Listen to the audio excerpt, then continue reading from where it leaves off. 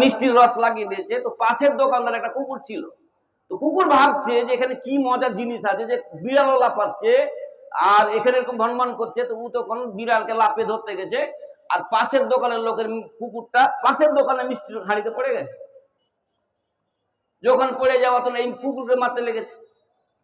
তখন ওর পাশের দোকান বলছে তুই কুকুরকে মারলি কেন? বলছে আমার মিষ্টি খারাপ করলে কেন? এভাবে গন্ডগোল লেগে একটা মার্ডার হয়ে গেল। তখন শয়তান লোকটাকে বলছে দেখলি আমার চালাকি, দেখলি শুধু একটু মিষ্টির রস লাগালছে, কত গন্ডগোল লাগিয়ে দিলাম। তো মানুষের হৃদয়ে ওয়াসওয়াসা, কুমন্ত্রণা, খারাপ জিনিস মানুষের হৃদয়ে ঢুকিয়ে দিয়েছে। জালসা যাবি, জালসা যাবি তো ভাত খেয়ে পালিয়ে আসবি, একটা ওয়াসওয়াসা তৈরি হয়ে গেল। জালসা যাবি, ডেলি কেটে ভাত খেয়ে পালাবি, দোকান খুলবি, স্টেজে বসবি না, স্টেজে বসলে দান চাইবে, খবরদার প্যান্ডেলে যে বসবি না, দান চাইবে। এই যে ওয়াসওয়াসা, এটা আমাদের জন্য ক্ষতিকারক, এটা আমাদের প্রকাশ্য দুশ্মন, যার সম্পর্কে আল্লাহ তাবারক ওয়া তাআলা চিহ্নিত করছেন। খবরদার কোনো মতেই তোমরা তার অসসায় পড়ে যেও না, খারাপ কাজ করে নিও না। আর খারাপ কাজ যদি করে নাও, আল্লাহর নিকটে স্যালেন্ডার হয়ে যাও। একটা আপনাকে বলি, দাওয়ায়ে দিল উর্দু একটা বই আছে, সেই বইয়ে ঘটনা উল্লেখ করেছে যে একটা লোক তাহাজ্জুদের নামাজ পড়ে। তাহাজ্জুদের নামাজ পড়তে গিয়ে একদিন শয়তান ওকে বললো যে যে হালাতি হোক তাহাজ্জুদের নামাজ একে ছাড়াবো। তো একটা সাধু যেমন সাজে, নাম জুব্বা টুব্বা লাগিয়ে তার নিকটে চলে আসলো রাত্রি 12টার সময়, গিয়ে বলতে লাগলো, গল্প করতে লেগেছে। গল্প করতে করতে করতে করতে যে তাহাজ্জুদ গুজার লোকটি নামাজ ছেড়ে তাহাজ্জুদের সময় শেষ হয়ে গেল, হঠাৎ ফজরের আজান হয়ে গেল। যখন মুয়াজ্জিন বলল আসসালাতু খায়রুম মিনান নাওম, নামাজ ঘুম থেকে উত্তম নামাজ, এই কথা বলা মাত্রই সেই লোকটি বলতে আরম্ভ করলো, আল্লাহ রাব্বুল আলামিন কত বড় আমি ভুল করে দিলাম, কত বড় অন্যায় করে দিলাম। কে আমার বাড়িতে আসলো, কে আমাকে ঘুম ভাঙিয়ে দিল, নামাজকে ছাড়িয়ে দিল। ফজরের নামাজ পড়ে আল্লাহর দরবারে কান্না আরম্ভ করলো, আল্লাহ রাব্বুল আলামিন আমি জীবনে যত বড় ভুল করলাম, আমি কোনোদিন তাহাজ্জুদের নামাজ ছেড়ে দিইনি। কে আমার বাড়িতে আসলো, কে আমাকে নামাজ ছেড়ে দিল। সঙ্গে সঙ্গে আল্লাহর দরবারে সারেন্ডার হয়ে কাঁদতে আরম্ভ করলো। এদিকে শয়তান ভাবলো, আমি যেই উদ্দেশ্য তাকে নামাজ ছাড়ালাম, ভাবলাম আজকে তাহাজ্জুদের নামাজ ছাড়ালাম, সে কাঁদবে না, কিন্তু আমার বিপক্ষে হয়ে গেল, আমার উল্টোটা হয়ে গেল। আজকে থেকে এর জীবনে তাহাজ্জুদের নামাজ আমি কাজা করতে দেব না। যদি তাহাজ্জুদের নামাজ ছেড়ে দেয়, সে কাঁদবে, আল্লাহর নিকটে বেশি ভালো হয়ে যাবে। অতএব আমি আজকে থেকে তাকে তাহাজ্জুদের নামাজ পড়াতে উঠাতে যাব। মানে ভুল করেছে, কাঁদছে, যখনই ভুল হবে কাঁদবেন। শয়তান সেটাকে লোড নিতে পারবে না। আমি চাইলাম তাকে ভুল করবে, খারাপ হবে, আর জাহান্নামী হবে। আল্লাহ রাব্বুল আলামিন বলছেন তুমি হাজারো গুনাহ করো আর তুমি সেই জায়গা আমার কাছে এসে দাঁড়িয়ে যাও, তাহলে আমি আল্লাহ রাব্বুল আলামিন তোমাদেরকে আমি ক্ষমা করে দেব। প্রিয় ভাই সকল,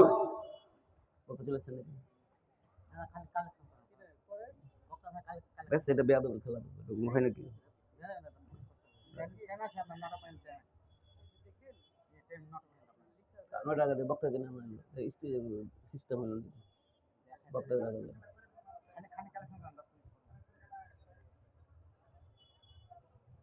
তো আল্লাহ রাব্বুল আলামিন আমাদেরকে চিহ্নিত করেছেন যে আমরা শয়তানের অনুসারী যেন না হয়, যেটা আমাদের দুশমন, আমাদের যেটা প্রকাশ্য দুশমন। আল্লাহ রাব্বুল আলামিন শিক্ষা দিয়েছেন এই কাজ করবে না, সেই কাজ করবে না। যেমন ভাবে আমাদেরকে আল্লাহ রাব্বুল আলামিন ছেলেদেরকে আমরা যেমন করে শিক্ষা দিই যে আমাদের এই কাজ করা চলবে না, আল্লাহ রাব্বুল আলামিন আমাদেরকে ভালোবেসে আল্লাহ রাব্বুল আলামিন কতগুলো শিক্ষা দিয়েছেন, এই কাজগুলো করবে না, সেই কাজগুলো করবে না, এইটা করবে না, সেটা করবে না, সে কি করবে না, কতগুলো চিহ্নিত করেছে। তারপরে আল্লাহ রাব্বুল আলামিন নবী কতগুলো চিহ্নিত করেছেন এই কাজগুলো আমাদের করা চলবে না। যেমন সাধারণ আমরা একটা ভুল করে থাকি, যে ভুলটা হচ্ছে নামাজির ক্ষেত্রে হচ্ছে, আলেমদের ক্ষেত্রে দেখছি, আপনার ওস্তাজি, তালেব ইলম, পাবলিক সবারই ক্ষেত্রে এটা ভুল করছি, যেটা হচ্ছে আমরা টাকনুর নিচে কাপড় পরা, মুসবিলকে ঝুয়ারি মানে লটকে পরানো। কতগুলো মশালিকে দেখছি নামাজ পড়ার সাথে যখন মসজিদে ঢুকছে তো প্যান্টটাকে গুটাচ্ছে, গুটিয়ে আবার টাকনুর উপরে করলো, আর নামাজ যখন পড়া হয়ে গেল আবার ছেড়ে দিল। যে বিষয়ে আল্লাহ রাব্বুল আলামিনের নবী বলছেন, যারা টাকনুর নিচে কাপড় ঝুলিয়ে পড়ে আল্লাহ তাবারক ওয়া তাআলা তাদেরকে পবিত্র করবেন না, তাদের সাথে কথা বলবেন না, তাদেরকে জান্নাতে দেবেন না। তাহলে শুধু কি আল্লাহ মসজিদে আছেন? বাকি টাইম আল্লাহ দেখে না? যে নামাজ পড়ার সময় গুটিয়ে নিলাম, বাকি সময় পড়ে নিলাম, এটা গুনাহ থেকে আপনাকে আমাকে বাঁচতে হবে। এটা আল্লাহ রাসূল আমাদেরকে শিক্ষা দিয়েছেন যে এটা হচ্ছে শয়তানের অনুসারী, যারা আল্লাহর কথাকে শোনার পরে, নবীর কথা শোনার পরেও যারা এই কথাকে মান্যতা দেয় না। আল্লাহ সুবহানাহু ওয়া তাআলা এগুলো কথা আমাদেরকে বললেন, এটা দিয়ে করা চলবে না। আর কি মসজিদে আমরা কতগুলো মুসাল্লি ফতোয়া দিয়ে থাকি, কতগুলো আলেমকে অনুসরণ করি, গুটকা থেকে নিয়ে, পান থেকে নিয়ে, বিড়ি থেকে নিয়ে, তামাক থেকে নিয়ে আমরা খাচ্ছি। আর খেতে খেতে যখন মাগরিবের আজান হলো, আবার সেই বিড়ি টানতে টানতে মসজিদের বারান্দায় গিয়ে বিড়ি ফেলে উজুখানায় বসে গেলাম। তামাক মুখে ভরা আছে, আজান হয়ে গেল, আবার আমরা তামাকটাকে নিয়ে উজুখানাতে ফেলছি। জর্দা দিয়ে পান খাচ্ছি, জর্দা পান চিবাতে চিবাতে চিবাতে গিয়ে আমার যখন শেষ হয়ে গেল তখন আমি উজুখানাতে ফেলছি। আচ্ছা ভাই, আপনাকে প্রশ্ন করি, পেঁয়াজ হালাল না হারাম? পেঁয়াজটা হালাল না হারাম? কথা বলবেন। পেঁয়াজ হারাম? একজন মাল আওয়াজ করছে পেঁয়াজ খানা হারাম হে, তো শুনে করছে পেঁয়াজ খানা হারাম হে। পেঁয়াজ মানে সুদ, সুদ খাওয়া হারাম, তো উল্টা শুনছে পেঁয়াজ মানে পেঁয়াজ, পেঁয়াজ খাওয়া হারাম। পেঁয়াজ রসুন হচ্ছে আল্লাহর সৃষ্টির মধ্যে, আল্লাহর তৈরির মধ্যে একটা হচ্ছে পেঁয়াজ এবং রসুন, যেটাকে আমরা তরকারি দিয়ে খাই, এটা হালাল।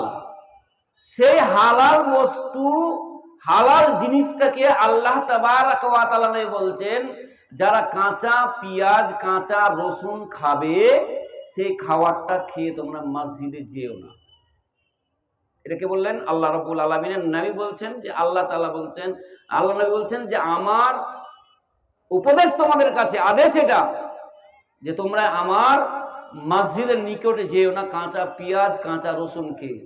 যেই নবী আমার আপনাকে উপদেশ দিচ্ছেন, আদেশ করছেন কাঁচা পেঁয়াজ কাঁচা রসুন খেয়ে মসজিদে যাওয়া যাবে না, তাহলে তামাক বিড়ি গুটকা খেয়ে যাওয়াটা সুন্নাত।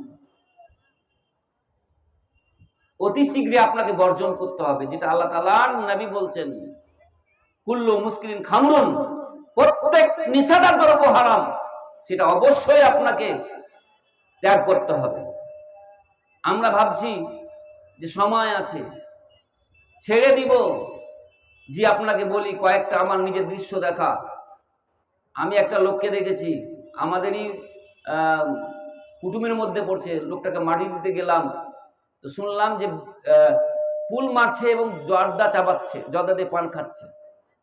খেতে খেতে হঠাৎ পুলের জমিতে উল্টে পড়ে মারা গেল। গোসল দিতে গিয়ে মুখ দিয়ে জর্দা যুক্ত পান বের করতে পারেন, গোসল দিয়ে তাকে মাটি দিতে হয়েছে। ভাবছি আমার সময় আছে, আমার বয়স আছে, আমি কখন যাব, এটা আমার লিখিত আকারে আমরা লিখে দিয়েছি, যার সম্পর্কে আল্লাহ সুবহানাহু ওয়া তাআলা আল্লাহ তাআলা বলছেন যে মৃত্যু মানুষকে জানিয়ে আসে না, কখন কোন অবস্থায় মৃত্যু হয়ে যায় এটা বলা যাবে না। একটা আমাদেরই জায়গায়, আমরা যখন মতিলালে একটা স্কুল খুলেছিলাম কিছুদিন আগে, নূহ মহাজন আমাকে বলছে আজকে তুই এখানে বসে থাক, মাছ রান্না করবো, যে তোকে ভাত খাওয়াবো দুপুরে। তো আমি তাকে বললাম যে আপনি এখানে থাকেন, আমি বাড়ি গেলাম, গোসল করে চলে আসছি। বাড়তে জামা খুলেছি, খুলে খালি গামছাটা হাতে করে গোসলের কাছে যাচ্ছে, এমন সময় দুলাল আমাকে ফোন করে বলছে কিছু খবর পেয়েছে কি? জি না, তো নূহ মহাজন মারা গেল। যেই লোকটার সাথে 5 মিনিট আগে কথা বললাম, সাথে সাথে আমার কাছে ফোন গেল, লোকটা মারা গেছে। প্রিয় ভাই সকল, মৃত্যু মানুষকে জানিয়ে আসে না, মৃত্যু মানুষকে বলে আসে না। আল্লাহ তাবারক ওয়া তাআলা বলছেন, বান্দা হাজারো সমান গুনাহ করে নিয়েছো, আমি যে রাহমাতুল আলামিন, কত দয়াময়, কত রহমান, আমি যে কত আল্লাহ দয়াবান, আমি দয়ার ঝুলি নিয়ে তোমাদের খাড়া আছি। অতএব শয়তান তোমাদেরকে ওয়াসওয়াসা করবে, এই কাজ করিও না, ভালো কাজ করিও না, ভালো কাজ যা করবে তাদেরকে খোঁটা দেবে, ওরা পিছনে সরবে, খারাপ কাজ করবে, এই শয়তানের পরিণতি তোমরা পড়িও না। আল্লাহ তাবারক ওয়া তাআলা আমাদেরকে কতগুলো জিনিস থেকে বাঁচতে বলেছেন। একটা জিনিস আমরা বলি যে আল্লাহ আমাদের কথা শুনে না কেন, কেন আমরা হয়ে গেলাম এরকম, কেন আমাদের প্রতি যেখানে সেখানে জুলুম অত্যাচার, হ্যাঁ, কেন আমরা যেখানে সেখানে মার খাচ্ছি? জি না বন্ধু, আমরা আমাদের চরিত্রের কারণে, ভুলের কারণে মার খাচ্ছি। আল্লাহ তাআলা বলছেন, জাহারাল ফাসাদু ফিল বাররি ওয়াল বাহর বিমা কাসাবাত আইদিন নাস, জলে স্থলে যেখানে সেখানে যদি কোনো ভুল হয়ে থাকে তোমাদের কর্মের ফলে হয়েছে। আমি কোন জাতিকে, অত্যাচারী জাতিকে আমি কোনো সময় জুলুম করতে চাই না। অতএব আপনারা, আমরা যারা এসেছি পৃথিবীতে, আল্লাহ সুবহানাহু ওয়া তাআলা এত সুন্দর করে পৃথিবীকে সাজিয়ে রেখেছেন শুধুমাত্র আমাদের জন্য। এই আল্লাহ রাব্বুল আলামিন আমাদের জন্য এত সুন্দর করে সাজিয়ে রেখেছেন, সেই আমাদের উপকারের জন্য। আমরা যারা এখানে এসেছি, একটা উদ্দেশ্য সকলের উদ্দেশ্যে জানা আছে, সেটা হচ্ছে মসজিদ কেন্দ্রিক জালসা। সেখানে আলোচনা হবে, দিনী আলোচনা হবে, মসজিদের কিছু কালেকশন হবে, যেটা হচ্ছে আল্লাহর ঘর। যেই ঘর সম্পর্কে আল্লাহ সুবহানাহু ওয়া তাআলা বলছেন, পৃথিবীর মানুষ, তোমরা যদি মরার পরে কোন সওয়াব যদি আল্লাহর নিকটে পৌঁছাতে যাও, তাহলে একটা সাদকারে জারিয়া হিসাবে কিছু রেখে যাও, যার বিনিময়ে তোমরা কবরে পাবে। কবরে তোমরা পাবে। পৃথিবীর অ্যাকাউন্ট মরার সাথে সাথে বন্ধ হয়ে যায়, সেম কবরে যাওয়ার পরে সাথে সাথে দুনিয়ার আমল বন্ধ হয়ে যাও, আপনার আমার আমল বন্ধ হয়ে যাবে। কিন্তু তিনটা বিষয় আছে, যে তিনটা বিষয়ের ক্ষেত্রে আল্লাহ রাসূল বলছেন, যেটা মানুষ যদি পৃথিবীতে করে যায়, কবরে আমল পৌঁছতে থাকে। বনি আদম মাল মাল মাল বলে, মান এটা আমার মাল, এটা আমার মাল, এটা আমার মাল, এটা আমার অর্থ, এটা আমার সম্পদ, এরা বলে এটা আমার গাড়ি, এটা আমার বাড়ি, সব কিছু বলে। আল্লাহ রাসূল জনাবে মুহাম্মদ সাল্লাল্লাহু আলাইহি সাল্লাম বলেছেন, বনি আদমের মাল হচ্ছে তিনটি, যেটা খেলো একটা মাল তার জন্য, যেটা পরিধান করলো এটা একটা মাল তার জন্য, এবং যেটা মাল আল্লাহর রাস্তায় খরচ করলো সেটা তার মাল। প্রিয় ভাই সকল, আপনি যখন মরে যাব, মসজিদে 5 ওয়াক্তের আজান হয়, 5 ওয়াক্তের আজানে মানুষদেরকে আহ্বান করা হয়।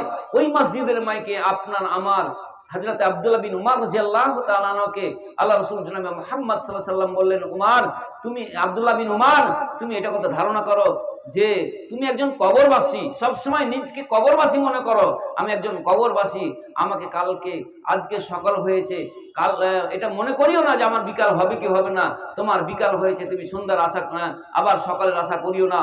আমি আল্লাহ রাব্বুল আলামিনের নবী জনাবে মুহাম্মদ সাল্লাল্লাহু আলাইহি ওয়াসাল্লাম বলছি, এটা কালকে তোমাকে কি নামে ডাকা হবে? আব্দুল্লাহ বিন উমর নামে ডাকা হবে না, নাস নামে ডাকা হবে, এটা কেউ বলতে পারবে না। হঠাৎ করে সকালে তুমি জীবিত ছিলে, সন্ধ্যায় তোমার লাশ বহন করে কবরে নিয়ে যাবে। মানুষ যখন মরে যায়, মানুষকে সুন্দর করে খাটলিতে কাপড়, 3টা কাপড় দিয়ে সাজিয়ে নিয়ে কবরবাসীর কবরের উদ্দেশ্যে মানুষ ঘাড়ে করে নিয়ে যায়। প্রিয় ভাই সকল, 3টা মানুষের সাথে যায়, একটা হচ্ছে মাল, একটা হচ্ছে পরিবার, একটা হচ্ছে ভালো আমল। আমি যখন মরে যাব, আমাকে যখন কবরে শুইয়ে দিবে, তখন মানুষেরা আমাকে রেখে আমার আত্মীয় স্বজন সকলে ফিরে চলে আসবে। আমার সাথে আমার যে ক্যাথা গেছিল, চাদর গেছিল, আমাকে রাখার পরে যে চাদরটা বাঁশ থেকে মাটি যেন না পড়ে সুন্দর করে রেখেছিল, সেই চাদরটা আমার বুকে রাখবে না। আপনার আত্মীয় স্বজন, পাড়া প্রতিবেশী যে সন্তানের জন্য এত কষ্ট পরিশ্রম করলেন, প্রিয় ভাই সকল, সেই সন্তান বলবে না, আমার বাবা জীবনে ছাপের খাট ছাড়া ঘুমায়নি, আমার বাবা জীবনে কোনোদিনই এসি ছাড়া ঘুমায়নি, সেই বাবা আমার মারা গেছে। প্রিয় ভাই, আমার বন্ধুরা, আমার বাবার জন্য একটা কবরে এসি ফিট করে দাও। হে আমার গ্রামবাসী, আমার বাবা জীবনে চাদর বালিশ ছাড়া ঘুমায়নি, গ্রামবাসী, আমার বাবার একটা বালিশের ব্যবস্থা করে দাও, একটা সুন্দর শোভার ব্যবস্থা করে দেয়, একটা ধনী একটা গরিব মানুষ সকল মানুষকে একই অবস্থায় রেখে চলে আসবে। আল্লাহ রাসূল জনাবে মুহাম্মদ সাল্লাল্লাহু আলাইহি ওয়াসাল্লাম বললেন, মানুষের দুটা আমল ফিরে, দুটা জিনিস ফিরে চলে আসে, তিনটা জিনিস যায় মৃত্যু ব্যক্তির সাথে, একটা তার পরিবার, একটা যায় তার মাল, একটা যায় তার আমল। দুটা জিনিস ফিরে চলে আসে, মরার পরে তার পরিবার, আত্মীয় স্বজন, গ্রামবাসী, বন্ধু বান্ধব সব ফিরে চলে আসে, আর তার মাল, যে ক্যাথাগুলো, চাদরগুলো, খাটগুলো গেছিল তার সাথে ফিরে চলে আসে। আপনার আমার সাথে থাকে ভালো আমল, যেই ভালো আমলটুকু আমরা করব সেটা আপনার আমার জন্য বাঁচবে। যারা এখানে বসে আছেন একটা লোককে উঠবেন না, আল্লাহর রাস্তায় কারা এই মসজিদে আল্লাহ রাব্বুল আলামিনের কাছে আমল, সৎ আমল পৌঁছার জন্য কে এমন আছেন যে প্রথমত আপনি 2000 টাকা মসজিদে আল্লাহর দান করবেন? প্রিয় ভাই সকল, আল্লাহকে, বাপ মা মারা গেছে তাদের স্মরণ করে, হ্যাঁ, তাদেরকে স্মরণ করে, নিজের মৃত্যুটাকে স্মরণ করে একবার চোখ বন্ধ করে দেখেন যে আমার ব্যাংক ব্যালেন্স এত আছে, ছেলে মেয়ে মরে গেছে, বেঁচে আছে, আমি মরে গেলে সেই অর্থগুলো আমার থাকবে তো, আমার কবরে পৌঁছবে তো? কে এমন আছেন এখানে মসজিদে আল্লাহর রাস্তায় দিবের জন্য একটা ব্যক্তি যে 2000 টাকা আমি আল্লাহর মসজিদে দান করব? প্রিয় ভাই সকল, আপনারা অবশ্যই দিবেন, কেউ ভয়মিত করবেন না। এবং যারা এখানে বসে আছেন, না হলে 200, 400, 500 যারা আছেন অবশ্যই আপনারা দিবেন। আমার বন্ধু আর ভাই জামিল সালাম ভাই এসে উপস্থিত হয়েছেন, বক্তা, আর আমি সেদিকে আর সময় দিয়ে লক্ষ্য রেখে আপনাদের বলছি, প্রথমত আমরা গ্রামবাসী হিসাবে দয়া করে আপনাদের বলছি যে আমাকে অন্তত এখান থেকে কেউ বইমুখ করবেন না। কে এমন আছেন যে 2000 টাকা আমি মসজিদে আল্লাহর রাস্তায় মসজিদে দান করব? এসো ভাই রে ইসলামে হবে যে উজালা, মক্কা মদিনায় নবী কমনেওয়ালা। এসো ভাই রে ইসলামে হবে যে উজালা, মক্কা মদিনায় নবী কমনেওয়ালা। আলহামদুলিল্লাহ, আমাদের তালগাছির আলহাজ হযরত আলী সাহেব এই মসজিদে 2000 টাকা দান করেছেন। সকলে একবার নারায়ে তাকবীর। আলহামদুলিল্লাহ, ভাই আমার কথা রেখেছেন, মসজিদে দান করেছেন। আল্লাহ রাব্বুল আলামিন, তার স্ত্রী মারা গেছেন, আমরা জানি। তালগাছি মসজিদ এবং মাদ্রাসার আদায়ের জন্য যখন আমরা তার বাড়িতে এসেছি, তার স্ত্রী কাছ থেকে আমরা দান পাইনি, এরকম হয়নি। আল্লাহ রাব্বুল আলামিন কবরবাসী হয়ে গেছে, তুমি ভালো জানি কি অবস্থায় রেখেছে। আল্লাহ রাব্বুল আলামিন সেই ভাইয়ের দানকে তুমি গ্রহণ করে আমার ভাবিকে তুমি সেই দানের বদৌলতে তুমি এই জাহান্নাম থেকে যদি কষ্ট থাকে, আল্লাহ রাব্বুল আলামিন তাকে মুক্তি দান। আল্লাহুম্মা আমিন। আল্লাহুম্মা সাল্লি আলাইহি ওয়া বারিক আলাইহি। এসো ভাই রে ইসলামে হবে যে উজালা, মক্কা মদিনায় নবী কমনেওয়ালা। মক্কায় উঠিলেন নবী, মদিনায় ডুবিলেন, দুই জায়গাতে কত কষ্ট সহ্য করিলেন, তাহার দুঃখের সীমা নাই রে, কি করিবে একলা, মক্কা মদিনায় নবী কমনেওয়ালা। এসো ভাই রে ইসলামে হবে যে উজালা, মক্কা মদিনায় নবী কমনেওয়ালা।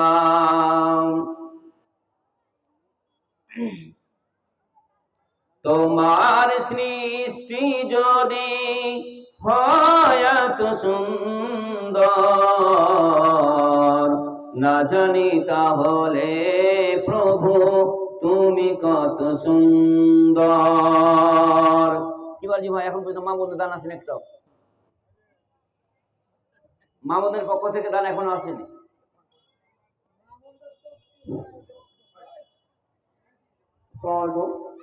আমি আমাদের যে মহাশয়ের বক্তব্য শুনছেন, ওনার শেষে ওনার কাছে আমি অনুরোধ করবো, আমরা যেন সকলের জন্য হাত তুলে দোয়া করেন, আমরা সবাই হাত তোলা করবো। আচ্ছা, এবার যে আমার গ্রামের মায়েদের কাছে আমি আবেদন করেছিলাম পাথরের জন্য, মানে মায়ের পাথর লাগবে। আমার মায়েরা কত কষ্ট করে 1.5 লাখ টাকা দিয়েছে, আলহামদুলিল্লাহ ওদের জন্য দোয়া করবো, ওরা কত কষ্ট করে দিয়েছে। আমার এক দাদা মুখলেশ্বর মাস্টার গতবার 2 লাখ টাকা দিয়েছিলেন ছাদের সময়, এখন আবার বলে গেলেন যে 1 লাখ টাকা দিব, আলহামদুলিল্লাহ ওর জন্য দোয়া করবো। আরিফুল মাস্টার 10,000 টাকা দিয়েছে। আর আপনারা মোটামুটি 4 বছর থেকে দিয়ে যাচ্ছেন, এলাকার মানুষ, গ্রামের মানুষ, আপনারা মানুষের হাত পেরেছে দিয়ে, আমরা লাস্টে ওনারা বলবো, আমরা হাত তুলে সবাই জন্য দোয়া করবো, আল্লাহ যেন ওনার দোয়া করবো। আলহামদুলিল্লাহ, আমিও জানি যে মা বোনদের পক্ষ থেকে ভালো কালেকশন এসছে। আপনাদের এই এলাকার আমি ছেলে, তবুও মা বোনদের উদ্দেশ্যে বলছি, যারা এখানে এসছেন আশা করছি খালি হাতে আপনারা কেউ আসেননি। যে যা নিয়ে এসছেন যতটুকু সম্ভব শ্বাস বের হওয়ার আগে আগে আপনারা নিজের জন্য কিছু আমল তৈরি করে নেন। আমরা আল্লাহ রাব্বুল আলামিনের কাছে যেন নিজের আমলগুলো নিয়ে কবরবাসী হতে পারি, যার